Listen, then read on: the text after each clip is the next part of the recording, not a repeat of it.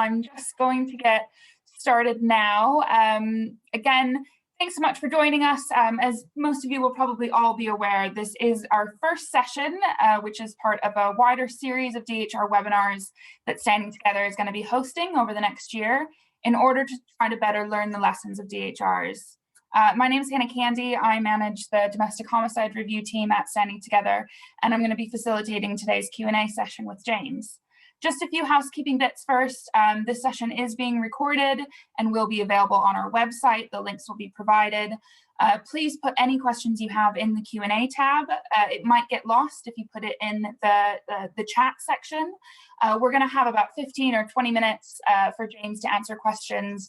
We can also stay a bit later if people really want questions answered, and we can address outside as well. Just before we get started, I wanted to give a little bit of background regarding who Standing Together is and why we've decided to do these webinars in case anyone's not aware of us. So we're a national charity. We work across England and Wales. Our aim is to end domestic abuse by changing the way that local areas respond to it through an approach that we pioneered in the UK called the Coordinated Community Response. We believe that a coordinated community response is absolutely vital to ensure local systems truly keep survivors and any of their dependents safe, hold abusers to account, and ultimately to prevent domestic abuse.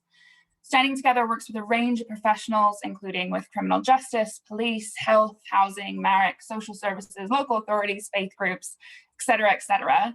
If you are interested in learning more about any of our specific projects or to hear about the range of training that we do offer, please do see our website or get in touch with us. One of my colleagues will be posting links for all of that in the chat. A key element of our work is, of course, DHR work in order to better promote and embed this CCR, which brings us to today. So we've been involved in the DHR process from its inception. This has allowed us to build a really invaluable body of knowledge and skills. We've chaired over 80 reviews as well as contribute to national DHR research. 2016, we launched a report with London Met, which analysed themes across 32 of our DHRs. And more recently, at the end of last year, our MOPAC-funded research was launched. This reviewed 84 DHRs across London, as well as reviewed local DHR processes. Due to the enthusiasm from this event, we decided to launch this series in order to hone in on specific themes of these learnings and bring in expert speakers to discuss. The speaker for our first session today is, of course, James Rollins. James has a wealth of experience, having worked as a social worker, IDVA, CSP lead, and presently is a Standing Together DHR Associate Chair. If that wasn't enough, he's also currently completing a PhD at Sussex University looking at DHRs, and is here today, of course, to talk about his findings from his 2019 Churchill Fellowship. In this, he investigated international approaches to domestic and family violence death reviews, visiting Australia, Canada, New Zealand, and the United States in order to use this learning to improve practice here in the UK. Well, without further ado, because I know James has a lot of information for you guys today, I shall hand over to James. Thank you so much, Hannah, and hopefully you can hear me okay. And it's great to see people, and I can see lots of stuff in the chat as people introduce themselves. So really thank you for coming here today. So I'm looking forward to speaking with you for about the next 35 minutes, and then hopefully that'll give us about 20 minutes for questions. So it was advertised to finish at 1. I've got some additional time, so if there's things and questions still open, we'll kind of address those after 1 as well. I am just going to do the technical bit where I try and share my screen, and then we will start. Great. So as I said, really nice to be here, and thank you, Hannah, for that introduction. And it's a real privilege to speak at this first of these events, because those previous Stand Together reports, I think, have been really important and a sadly relatively rare example of some broader perspectives on DHRs, which are really important both to understand about those individual cases and the kind of learning from them, but also to take a temperature check really of how the DHR system is working and whether it really is improving responses to domestic abuse and hopefully helping prevent future homicides. So today I'm going to be talking about international perspectives on DHRs. So I'll just give you a bit of background and then I'll kind of dive on in. During the presentation, I will move quite quickly through quite a lot of content. At the end of the presentation, there will be links to both my report, if you wanted to read the full report, and I think Standing Together will also send round links to a page on their website, which will also have the slides as well. So either way, hopefully you'll get the information in addition to today, and there'll also be a video recording. So very briefly, and Hannah's very generously covered this already, but my background is as a social worker and as an IDFA, I'll talk about that in a moment. But today what I'll do is focus really on international approaches to domestic violence. Death reviews are often called fatality reviews internationally, and kind of talk a bit about the lessons from those other countries.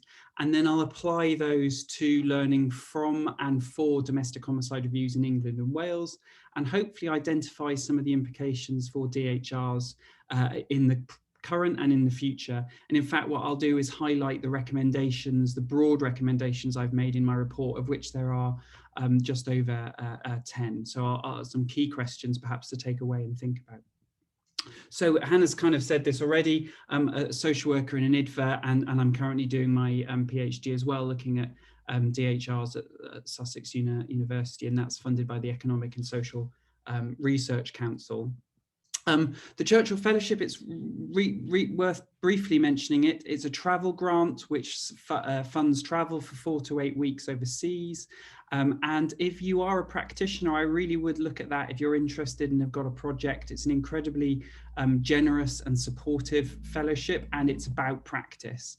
So it's about people who are doing things in the world and want to see about learning internationally and bring that back to the UK. And they're a really good program, so do have a look at that if you're interested. And I was awarded a fellowship in 2019 under the emergency services category, because I was obviously talking about domestic homicide.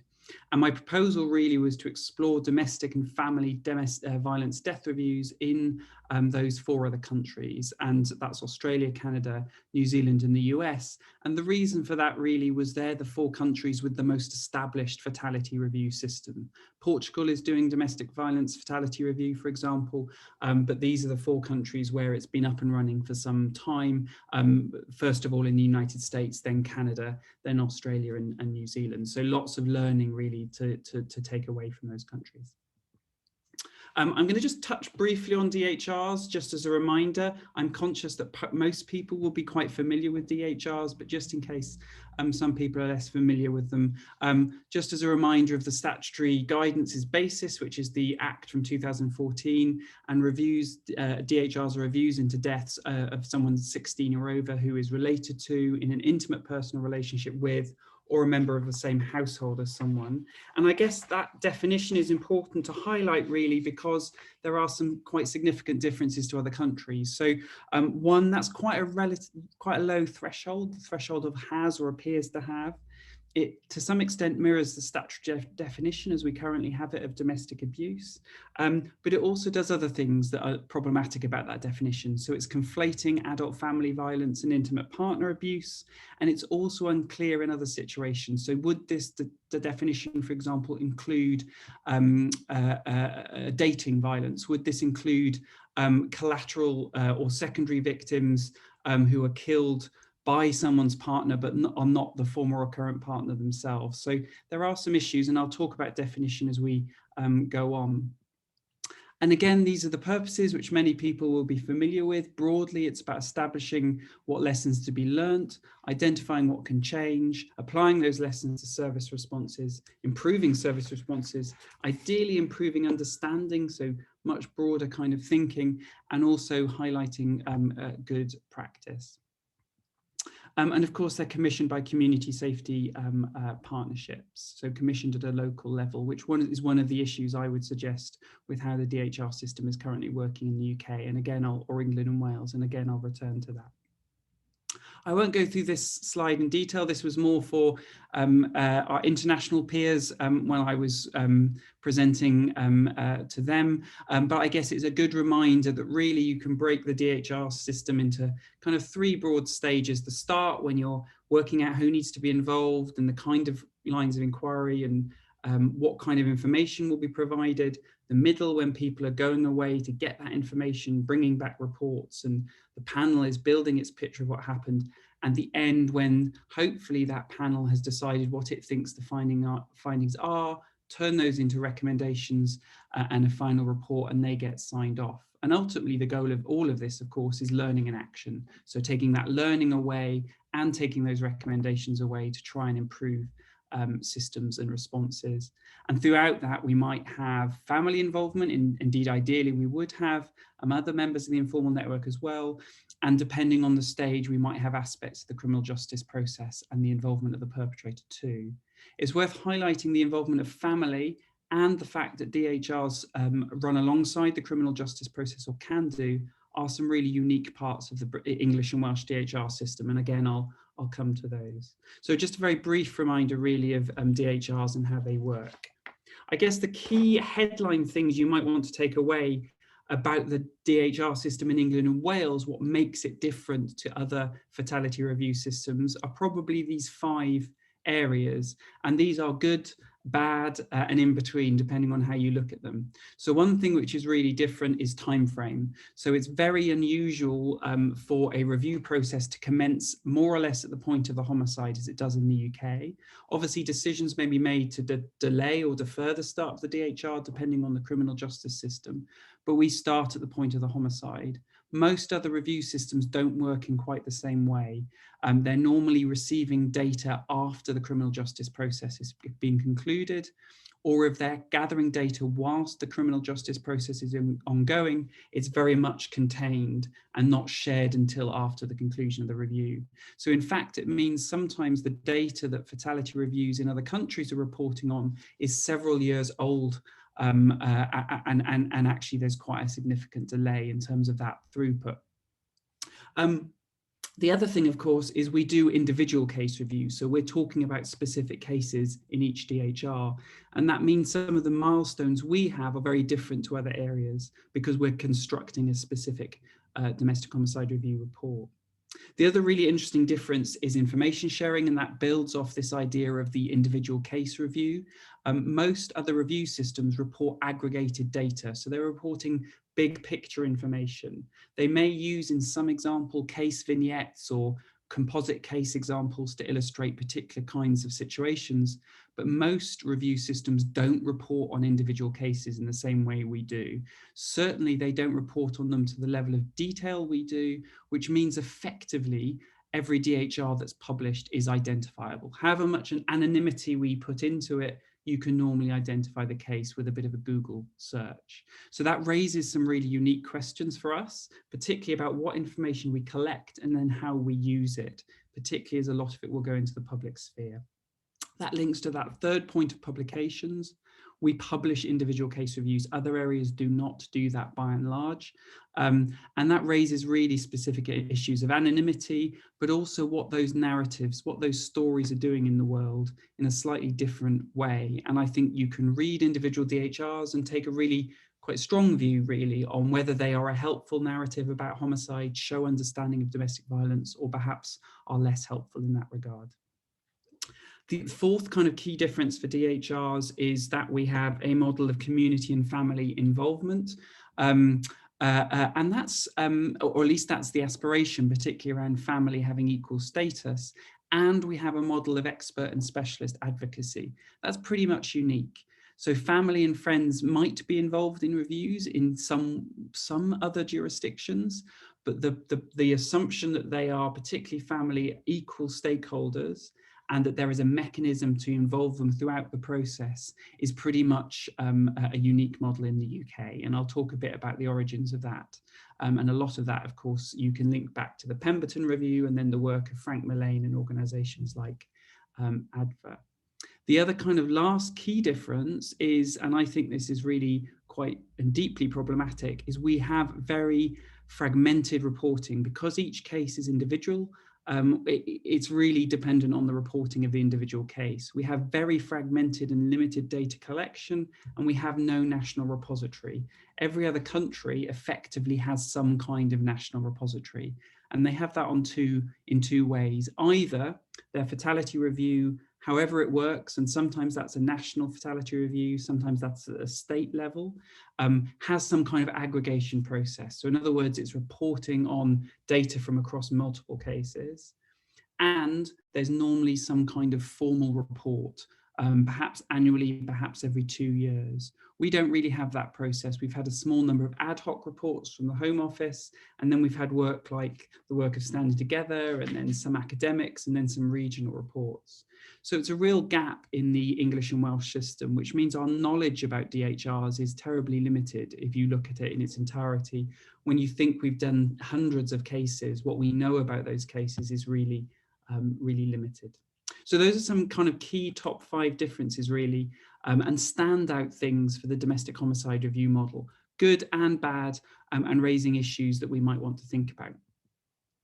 And that's kind of what that little box really summarizes. So there's some real significant strengths, but there's some real challenges too. And really our model is quite unique in that regard, in that it's built around an individual person's story, and that story is normally published.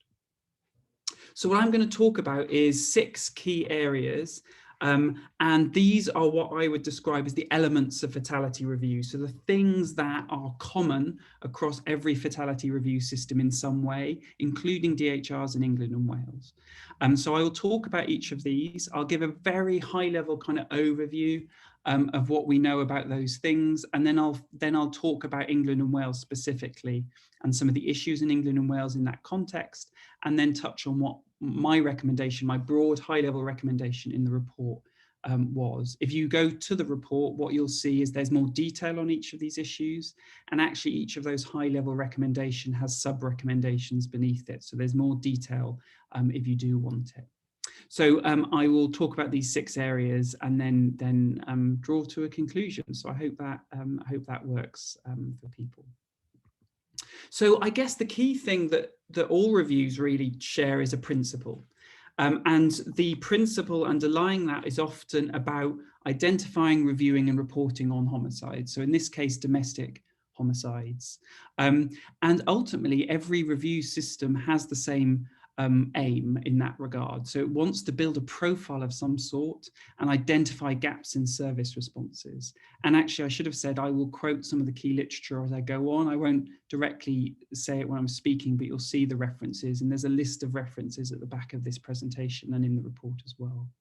And probably a key principle that underpins all fatality review is this idea of collaborative inquiry. So in other words, we want to bring multiple agencies together, statutory and non-governmental organisations, and we want to do that in a spirit of no blame and no shame. And instead, we want to promote accountability.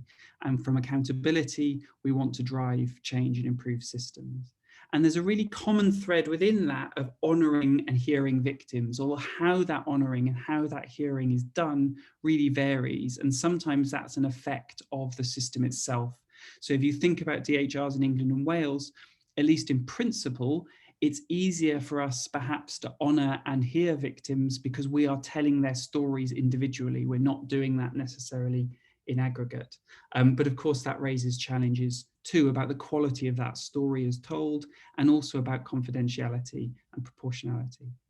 So that's a really common set of principles about the work that Fatality Review seeks to do across these countries. And this is just an example, and I won't read them out, but they're examples of how these 4 different countries describe their review system. So in Australia, there's a national network, because each state and territory has its own review system, and then they try and bring that to data and work together at a national level. And so you can see how they describe their work.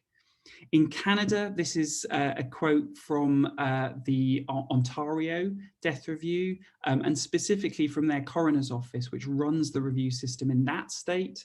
And then multiple states or territories have their own systems. And again, there's a way to try and bring that together at a national level. In the United States, there's also a different system in each state, sometimes in different counties and even cities. But again, there's also a national program to try and bring that together. And New Zealand is a bit like the UK in that it has a single system. And this is how the body that hosts that single system describes its work. And I guess in different ways and using different language, you can see some kind of common themes. It's about honouring victims, it's about speaking for the dead, it's about creating and using knowledge to improve safety and accountability. So I think it's useful to know perhaps how those different fatality reviews describe their work as a principle. And of course, it points perhaps to what we do in England and Wales, and probably the most common phrase that you will often hear is something attributed to Frank Mullane, and he talks about illuminating the past to make the future safer. And that's different language, but you can see the similarities to some of the accounts that those other fatality review systems give of their work too. So in many ways, England and Wales shares a huge number of similarities to those principles of fatality review. But there are some issues that I think it's worth us thinking about. So first of all, although I talked about our purpose, actually it's very unclear about how our purpose is understood. And the best example, a way of illustrating that, is to say, who is a DHR for? Who's it actually for? Is it for the state in terms of government and agencies? Is it for family? Is it for the victim? And what do each of those things mean? And people probably have different answers to those questions. So one of the things I would argue is our idea of purpose of DHRs is still unclear. And also because we have a national system in terms of statutory guidance, but it's done locally, there's probably more which may push the DHR system apart than pull it together. And that's because, and I'd suggest this is true, there's a superficial unity to the DHR system. So although it looks like a national system, because it's happening for every individual case based on that individual CSP, that individual chair, and the chair probably has a very large influence on the shape of the DHR, plus the panel. Actually, how we do DHR differs, really varies by area. So there's a kind of fragmentation of the DHR system in England and Wales. And that's actually made more difficult because we don't have a unified reporting system. So it's very easy for things to fragment when you don't know what it looks like across the border, let alone on the other side of the country. And I think it's also worth bearing in mind something we did with the statutory guidance is introduce it, but not really define a lot of our concepts. So we don't have a stock of shared concepts. They've kind of evolved and perhaps evolved in isolation. And the best example, which I'll come to in a little while, is suicide reviews. So reviews where we look at suicides, we don't actually have a very clear definition of, well, when is a death by suicide something which would constitute a domestic homicide review inquiry? What we have is language which says something should be a cause for concern. But what does that mean? When would we trigger a suicide DHR? That's not actually very helpful. And that concept has not ever been defined. That's very different to some of the other review systems, for example, in New Zealand, where they've got a whole, and Australia, where they've got a whole set of definitions for different ideas, including different things that they then go on to count as they produce data. So that's, I think, a really important example. The other thing is about links back to principle. Do we understand what reviews are in terms of memorialization? So do we think reviews are here at all to memorialize a victim? And if so, what does memorialization look like? So should we be including a pen portrait of the victim? Should we be describing as best we can their lived experience? Or are we just using information from the victims to try and make sense of agencies' encounters with them? And those concepts have not really been defined. And I think that presents a real challenge. So I guess this is one of the key recommendations, and I framed it here as a question, but how can we develop and sustain a shared understanding of the purpose of DHRs, a shared understanding across the areas of the England and Wales, but also between everyone involved, between CSPs and families and chairs and panels. And of course, there's always going to be difference of understanding, but we could perhaps have a clearer set of core principles that we all recognise and work to. So that's the kind of first area of principles. The other second area, which everyone shares, of course, understandably, is establishment. So in other words, how that fatality review system came to be. And across every review system and all the work on this, there's a real emphasis on having a clear mandate. In other words, knowing why you can do what you are doing.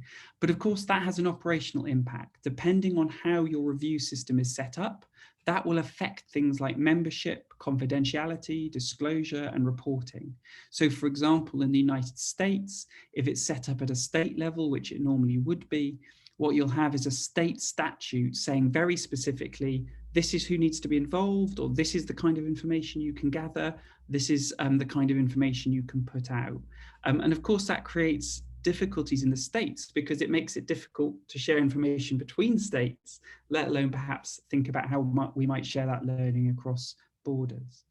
One estimate a couple of years ago suggested there were 38 jurisdiction-wide fatality reviews in the world. That number's probably changed a bit, but it's worth bearing in mind when they say jurisdiction-wide there, what they mean is any review at either a national or a state level. So that would include, for example, the fact that there are multiple jurisdiction-wide reviews in Australia because most of the states have a fatality review system. So there aren't actually 38 national reviews, as it were. There's a much smaller number.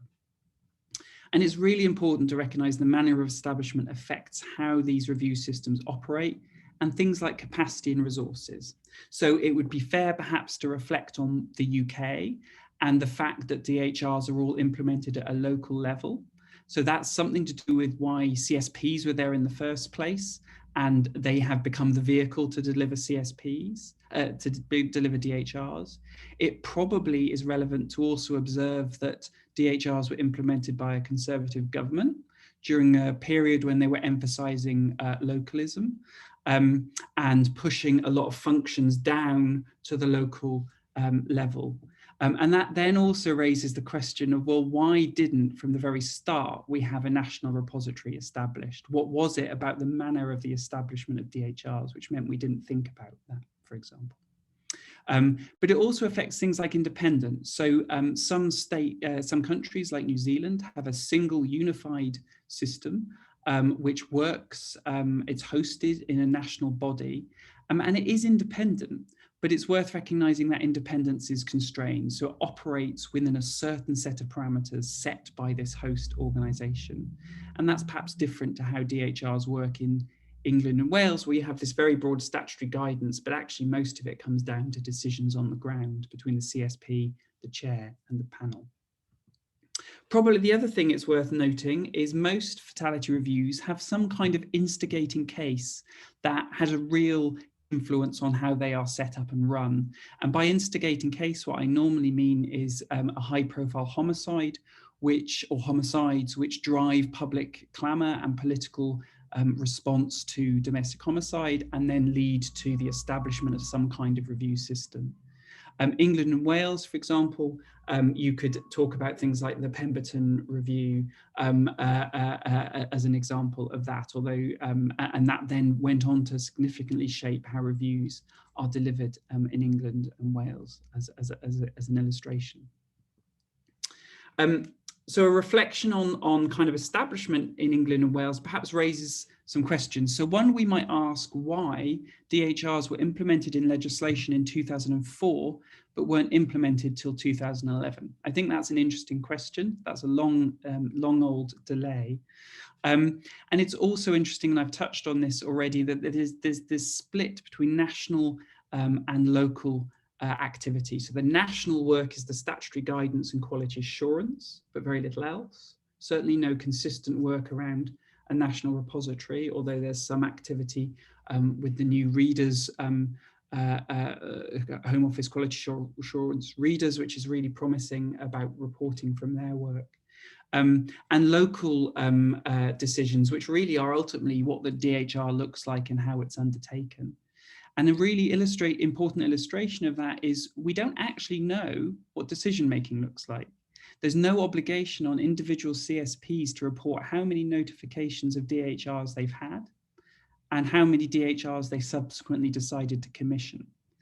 And you would have thought they would tell the Home Office that, and some will be, but many are not. I know at least of some where I've done freedom of information requests in cases that perhaps are on the edge of a domestic homicide review, and the area has said, no, we haven't done a DHR, and no, we haven't told the Home Office. And so we don't actually know what the conversion rate is, as it were, from notification to decision to review. So we have very little sense, actually, of how this is operating on a local level.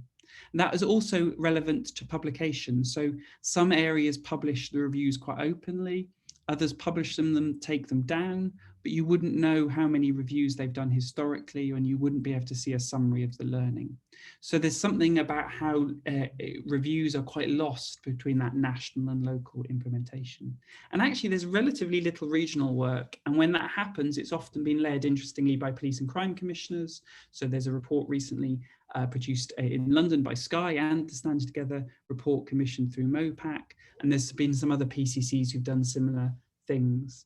But of course, that absence makes it really difficult to know where we are with things.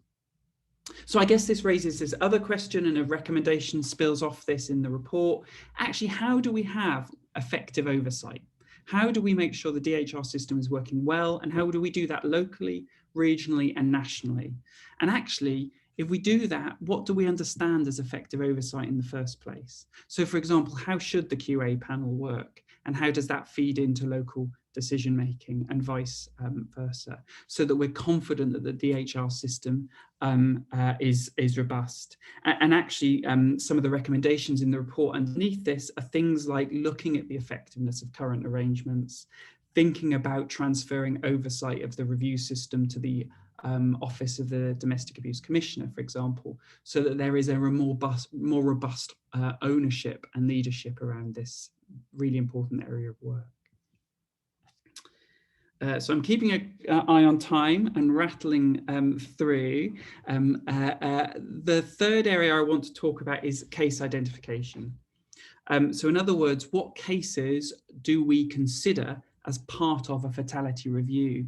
And it's probably fair to say that every fatality review system internationally considers intimate partner homicide. And that's perhaps something you would expect. What emerges, though, is differences in understanding about what constitutes a domestic homicide. And by that, I mean what falls within your definition of a domestic homicide. And the example I alluded to right at the start, within our definition, is that example of us conflating intimate partner violence and adult family violence. In some countries, in some review systems, that doesn't happen. So people would just look at intimate partner homicide. They wouldn't include adult family homicide. But it also raises other questions. So for example, suicide. I've already talked about some of the challenges of defining a case. So when should we consider a suicide case? What would constitute a relevant suicide case? So for example, is it a suicide? Is it death by suicide where someone has any history of experiencing domestic abuse? Or should it only be those deaths by suicide where there's been a recent incident of domestic violence of some sort? We don't actually have a consistent answer to that question. The same with dating violence, as I referenced, or short-term relationships, or relationships where people have not been particularly necessarily conceived of it as a romantic or romantic relationship. But this is also relevant to specific communities. So the example I can give here is an LGBT example, so an example including lesbian, gay, bi, trans victims. So there's a case I'm aware of where a same-sex couple were involved, and the victim was the new girlfriend who was killed by her girlfriend's ex-male partner. So in other words, she didn't have a relationship directly with this man. The relationship was through the shared partner with whom he had previously been involved and with whom she was now involved. And what's interesting is the local area decided not to do a domestic homicide review in that case. And its argument was it did not meet the definition of a domestic homicide. And technically, of course, they're right. There wasn't an intimate relationship between the victim and the perpetrator. They didn't live together, and they weren't related. However, the axis of domestic violence very clearly flowed from the perpetrator to his ex, and from his ex to her new girlfriend. And more significantly, the perpetrator had made threats to both his ex-girlfriend and the new partner. And there's also some research evidence about the threat that former heterosexual male partners pose to women in same-sex relationships. So there's plenty of reason to say, yes, this doesn't quite meet the definition, but we think it's relevant and fits nonetheless. But that local area decided not to do that. And we could speculate as to the reasons why, but that's an example, as are the others around dating or suicide, which raises questions about what counts within different types of fatality review. And of course, if you don't meet the definition, you're not counted, and that means your information, your story is not told. In other countries, there are particular concerns around other communities, for example, some of which has relevance in England and Wales too. So for example, in Canada, there's an awful lot of work going on about missing Indigenous women who simply vanish, as it were, from the record. And because there's no murder inquiry, of course, they never then come into the scope of fatality reviews in that country. So something really important to think about, because sometimes case identification seems self-evident, but actually it raises a whole number of questions. And as I said, because local areas don't have to report on this, we don't know what the differences are. So in terms of learning from England and Wales, we know there's a relatively low threshold. We know there are some requirements on CSPs, but there's no obligation to report on that. So we don't actually know what the conversion rate is, and we don't know why decisions are being made. So are people not making decisions to review because of cost, of perceived benefit? So for example, well, there's no agency contact, so we don't think there's benefit. Or are there some cases which don't fit for some reason? So it makes us perhaps think about, how is our model working? What is the mechanism, and how do we have sufficient flexibility within that to capture all these cases, but allowing people to shape what they do? So it might be worth ourselves asking this question about what's the best way to commission and deliver DHRs, but without losing that unique aspect of the English and Welsh system, which is that significance of each homicide and telling each story.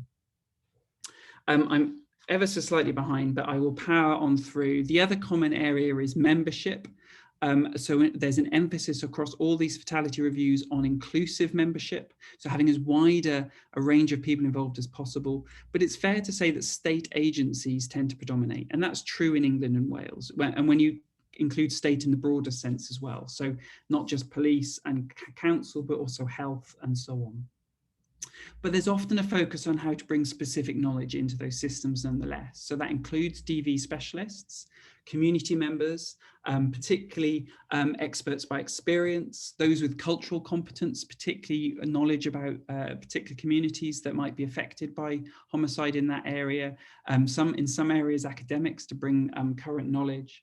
And there's often a real emphasis on how you build a team culture.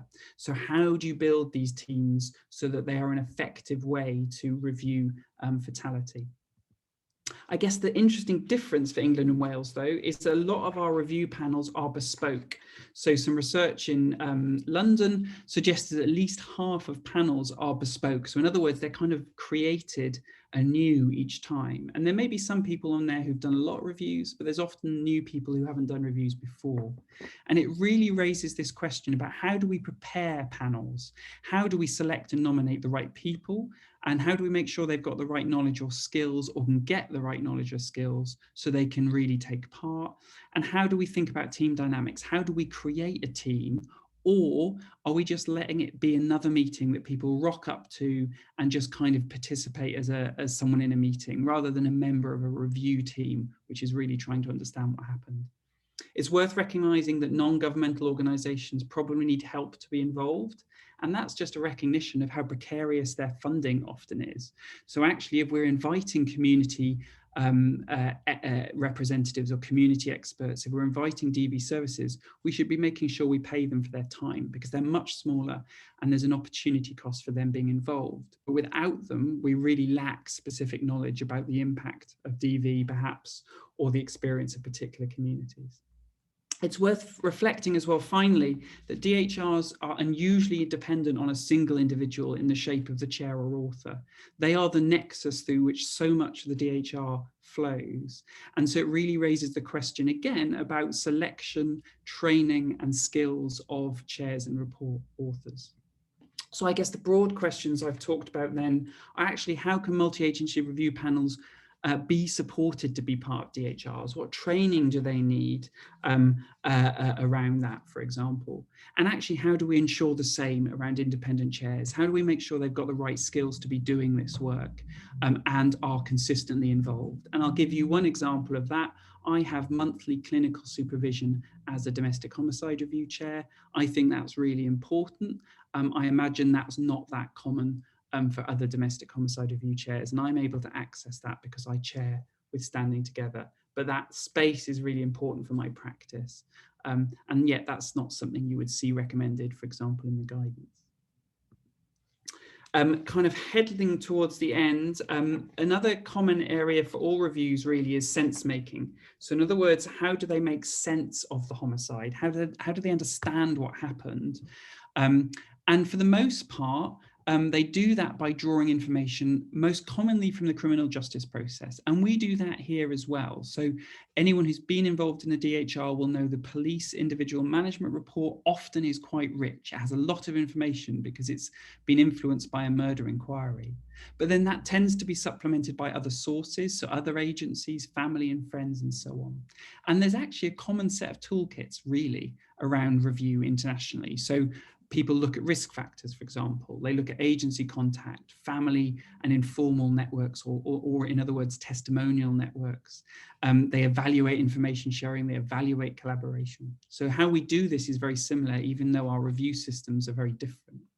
But there are also some really neat ideas out there which help think about how you make sense of a homicide. So Neil Websdale talks about this idea of the unique trajectory of a case. So in other words, following that individual story through in all its complexity in terms of someone's individual encounters, experiences, and agency responses to them. And that illuminates a whole load of things that perhaps the English and Welsh DHR system is uniquely well placed to bring light to, because we do follow an individual person's story through, unlike other systems.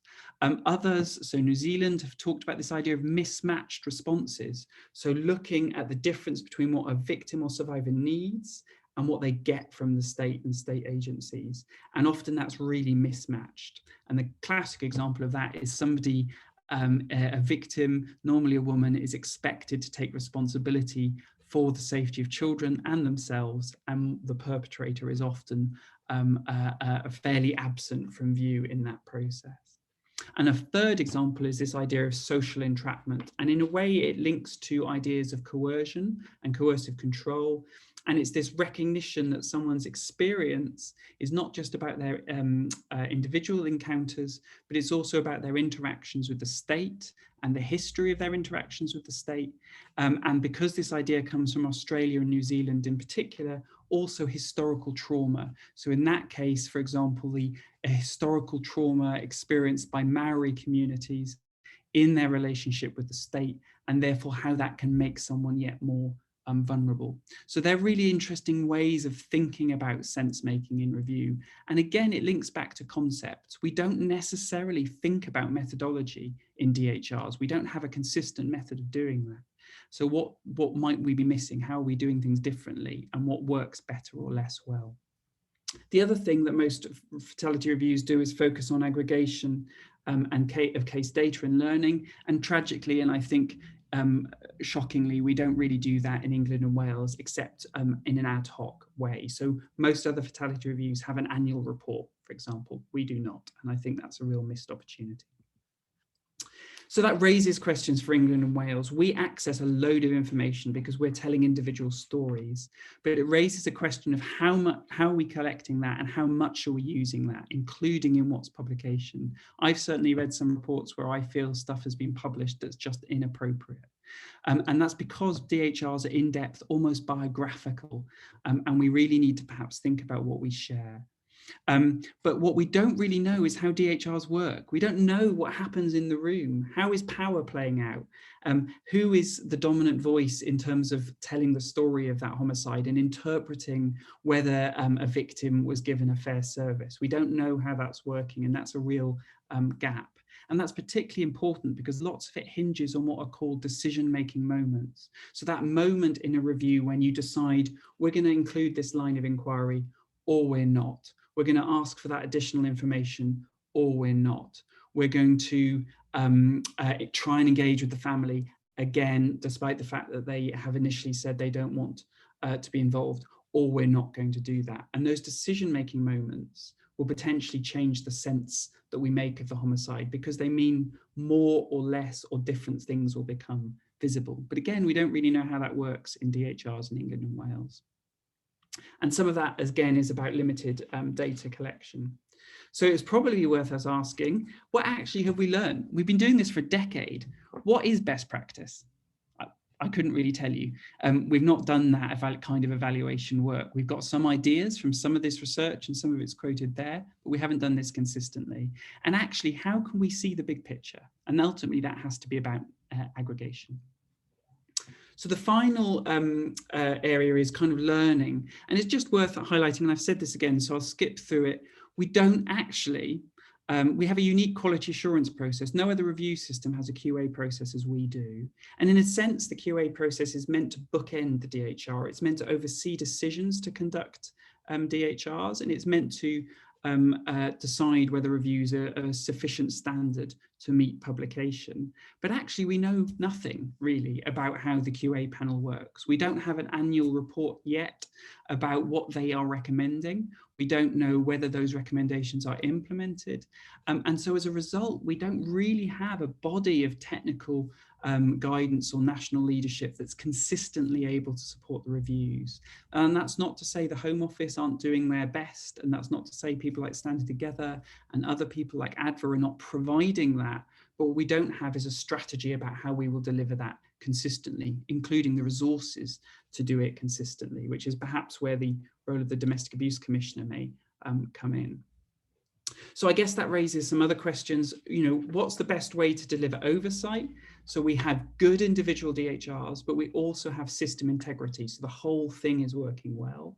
And actually, how do we support best practice? How do we help that individual practitioner on the front lines attending a DHR the first time? How do we support a chair? How do we support a CSP? How do we make sure families know what standards they can expect, and so on and so forth? And how do we do that in a way that's cost effective rather than in isolation, is as often the case at the moment? The final kind of area I wanted to talk about was reporting specifically.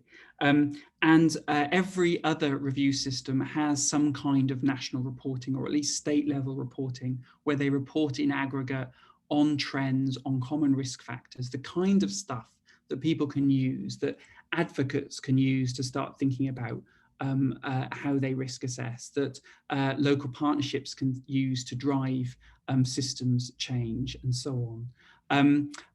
One of the real issues is it's really hard to say if fatality review makes a difference. We don't know.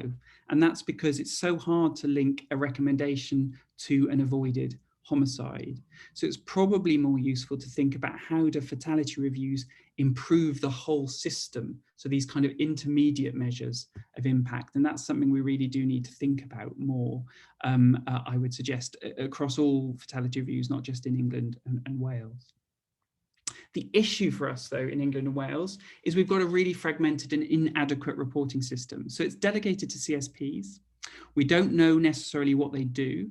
There's an absence of a standardized reporting mechanism to track that over time. We also know there are issues with publication. Sometimes you just can't find DHRs, or they vanish after a period of time. When they vanish, there's often not even a summary of the learning at a kind of high level left behind, and we just lose that information. And we don't have national aggregation. So we still have that gap in terms of, well, what do these tell us? And there's probably been, what, 700-800 DHRs right now completed since 2011. We don't know what that whole picture looks like, and that seems quite shocking to me.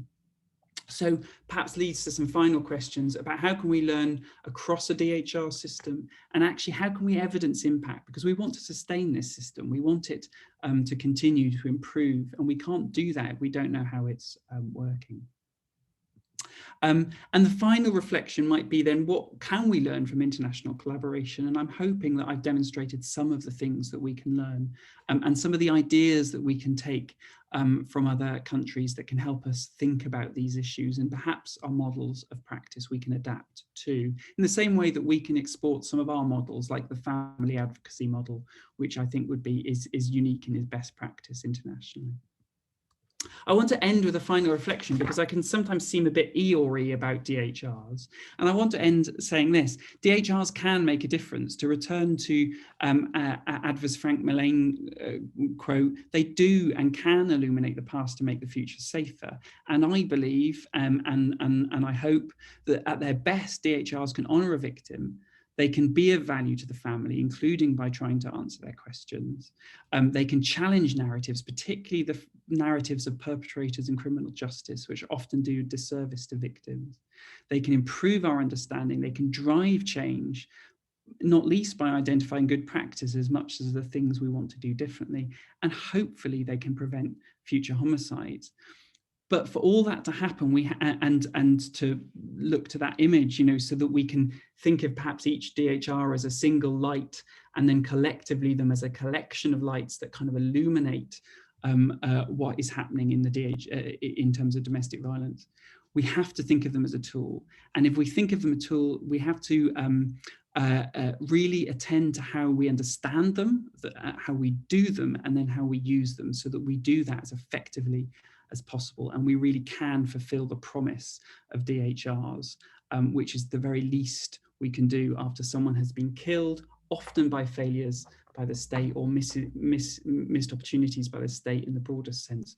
But the very least we can do is give them due honour in death by making something worthwhile come of that terrible tragedy. So that is me. I'm sorry, I've run over by about 10 minutes because I got over enthusiastic. But if you want the report, that is there, and my email as well. And then there are references too, but you'll have a copy of the PowerPoint as we go forward. Thank you. Thank you so much, James. It's always so interesting, and it's so good to see both our strengths and our weaknesses in that international context. I know we have 10 minutes technically left, but as we said in the beginning, this session is being recorded. So if it does run a little bit over in order to finish answering questions, you will be able to watch it in your own time. So the first question that we wanted to ask is regarding suicide DHRs. So particularly when there's no contact from agencies, or perhaps the family don't want to engage or suggest there's no DA. Was there any good practice that you saw internationally or suggestions for addressing this? I mean, I didn't look specifically at suicide DHRs. I think a lot of areas do not do that specifically, and a lot of the international jurisdictions do not do suicide reviews. I know that's something that Sarah Danger at Adver is really interested in. I think that's a really important piece of work that we need to do. And I think I gave the example, we still don't even have a shared understanding of when we should do a suicide DHR. You know, what would count, as it were. And that sounds terribly crass to say it like that, but unless we have a shared understanding, some areas are not going to make the decision to do the review. So sadly, I can't give a good answer from that. But I'm hoping at some point, perhaps Sarah's report, when she shares it, will be able to kind of illuminate that for us. She may be one of our next sessions, actually, but we will announce that once that is fully planned. But no, thank you, James.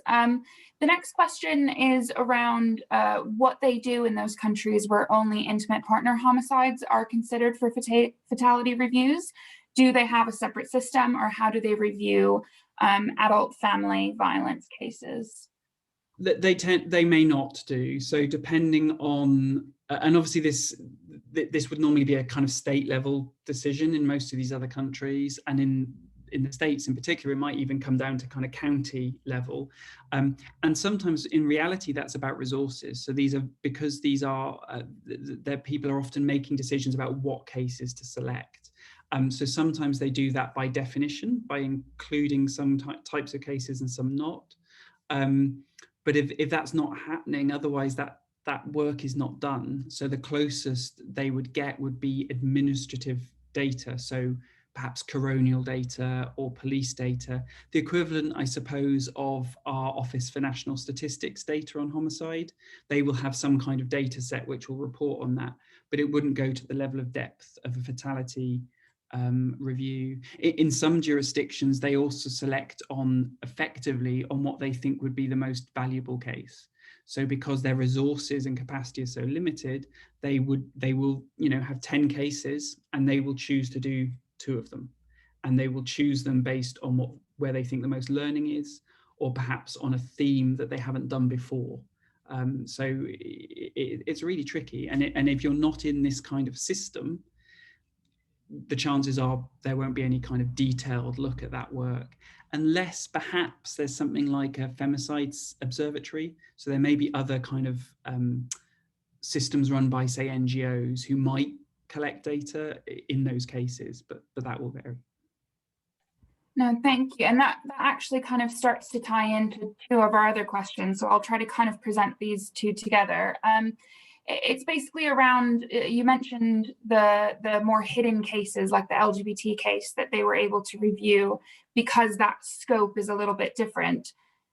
The one question is about how do we balance the need to possibly expand the scope, despite the very real pressure on local authorities and on agencies to conduct DHRs as it is. And then there's been another one that's just come through, which I think is kind of touching on what you were just saying about choosing which ones you go into depth with. So the question is about any evidence that conducting a rapid review process before a DHR is commissioned helps to determine how relevant a DHR is going to be. Yeah, and so I think they're really good questions. And I guess the dilemma is, so I'm going to start from a slightly different place, which is to say, I think one of the unique things that DHRs do compared to other fatality review systems in these other countries is they set out, for me, a core principle of them is to tell someone's story, to see through the eyes of the victim, as the guidance would put it. And so for me, that's an essential part. And one of the purposes is to try and correct that narrative and memorialize someone as much as it is agency learning. For me, I guess I want to preserve that facet of the DHR system, but we also have to recognize we've got resource implications. So DHRs as currently conceived, there's a one size model. And it might be that what we can think about is actually how can we do reviews in a way that allows perhaps more flexibility, depending on the case, depending on the wishes of those involved, including family, that allows perhaps more or less depth to that DHR, and perhaps a shorter or longer period of time, in a way that doesn't lose the voice and that individual story. And there are examples of that. So in New Zealand, for example, that they have a national mechanism to kind of collect data at a national level, and then they do a smaller number of regional cases. In New South Wales, they look at all cases, but they produce little vignettes of every individual case so that they can still tell that story in a however limited a way. So I guess the answer for me would be to introduce more flexibility into the system, to allow areas to fit the review to the case and the interests of all stakeholders, right? So, and one really important part of that is family. So I think if family want a review and a review meets a definition, it should go ahead, for example. But how do we resource that properly?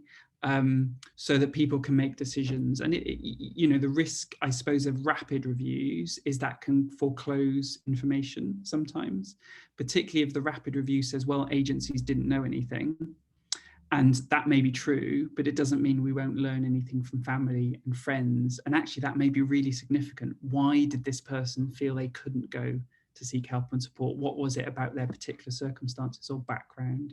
So I guess that's the balance we need to strike. How do we still tell individual stories and honor victims, but how do we give people flexibility to deliver the most suitable kind of review? And for me, ultimately, to finish, that comes back to methodology. We haven't sat back and evaluated how are people actually doing DHRs, what works and what does not work, and therefore where could we go with that? And there's been parallel conversations in child safeguarding world and adult safeguarding world, and there have been different systems introduced as a result of that. And I think we can also look there for some examples of what has worked. but also what hasn't necessarily worked in terms of what has then been foreclosed if you change the system. Absolutely, absolutely. It kind of reminds me as well of the hidden ones that we spoke about earlier and that difficult balance. I know we are at 2 o'clock, but we are going to try to squeeze in a few more questions. Like we said, this will be recorded if people do need to jump off, but we've just got a few more ones that I think would be really good to touch on. The first is perhaps a bit of a quicker fire one. Oh, of course. How reflective of society's diversity are the current chairs in England and Wales, I'm so sorry, compared to internationally? That's the classics of Zoom working. Well, the answer is not very. If you, I mean, so I'm, as part of my PhD, for example, I've sampled a group of 102 DHRs, and some of the data I've collected is on who's chairing them. And, you know, the single largest group, as far as I can tell, and I need to finish the analysis, so don't quote me, you know, is white, heterosexual men, middle-aged men, most, you know, who are ex-cops would be the biggest single kind of demographic overall. So I don't think the chairing is particularly diverse, both in terms of someone's kind of individual characteristics, as it were, but also their professional backgrounds. And I do think that's worth us having more of a conversation about, because that's not going to help in the long run. But of course, that's not about DHR chairs per se. You know, if you look at a lot of our professions and who, how those professions are made up, who's in senior leadership roles and so on, that this reflects the systems which feed into DHR. So the solution could be in DHR world itself, but it you know, it's also about that broader reality of our society, sadly. Yeah, absolutely, absolutely. The next one's is kind of around generally recommendations. So did any of the other countries who conducted DHRs have in place a good process to ensure recommendations were actually carried out? And I guess kind of the other one that kind of ties into this is another person commented, I support all of these recommendations, but how can we as the local DHR leads help to get these implemented? So kind of how do we implement these things better? Yeah, so I mean, recommendation implementation and knowing whether you've made a difference is a problem in every fatality review system. And that's partly for the reason I kind of touched on, is it's really hard to prove this change led to this death being avoided. But some areas have got better stuff than others. So some, for one, if people have an annual report of some sort, what they're then often making is a series of recommendations behind that. And in some cases that's tabled with Parliament or their equivalent legislature or their Attorney General or what have you. And there has to be a response to those recommendations. And then in the annual report next year, you can kind of say what happened in response to that. So some areas have that kind of call and response thing going on in terms of recommendations. And that's a bit like the power of the Domestic Abuse Commissioner here. So she will have the power to make recommendations, and kind of they have to be answered in a certain period of time. So I guess the key thing for me, though, underpinning a lot of those different models is it's about transparency. So people are putting into the public arena, this is what we know, these are the recommendations, and this is what's happened with them. And I think that's what we need to think about, because if you think about it, stuff just vanishes. We don't know where it's going. So I think it's about transparency, and it's also though about aggregation. So one of the other things review systems can do is look across multiple cases and say it's the same kind of learning, let's take this to a national level. So the example at the moment would be, if I as a DHR chair make a national level recommendation, I write, you know, somebody will write to the Home Office or some other national player, and who knows if they do that. So there's not even a national holding place for national recommendations. So ultimately, I think that's about that power to bring those reports together, distill them and say, this is the kind of key stuff coming out of it, and this is how we're going to respond. And again, that may be the DA Commissioner, or it may be another route, but that's also about accountability and putting it into the public arena.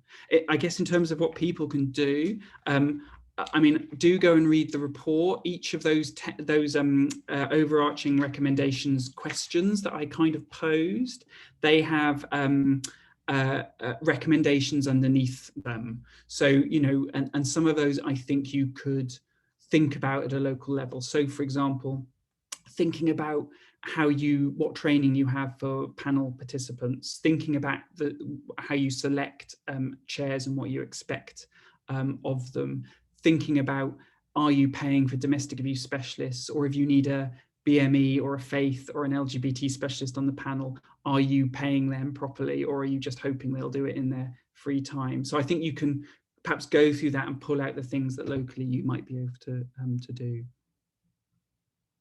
We still do have questions coming in. Let's try to squeeze them in. We won't go further than 10 past, we'll say. But there was a question around DHRs being conducted in Scotland, and I would add Northern Ireland as well, as we do always talk about England and Wales. They're asking what is going on in Scotland. Do they have anything similar to the DHR, or is it just England and Wales? There is a commitment in their national plan, the name of which forgive me, I have forgotten, which commits to implementing a review system. So I know conversations are ongoing with that. I don't know what the proposals are. I certainly know that some of the national, the national charity sector up there, the domestic and women's sector, have argued and for them. So hopefully they are coming. In Northern Ireland, they have just implemented their review system. So they've just appointed 3 independent chairs who will kind of lead reviews in Northern Ireland. So that is coming online at the moment. Yeah. So hopefully we'll get to a place where we can say across the United Kingdom we've got review systems in each of the 4 nations. Yeah, absolutely. Thank you. And I believe in Northern Ireland they've started to implement that as well just last year. So we'll definitely probably be seeing things coming up.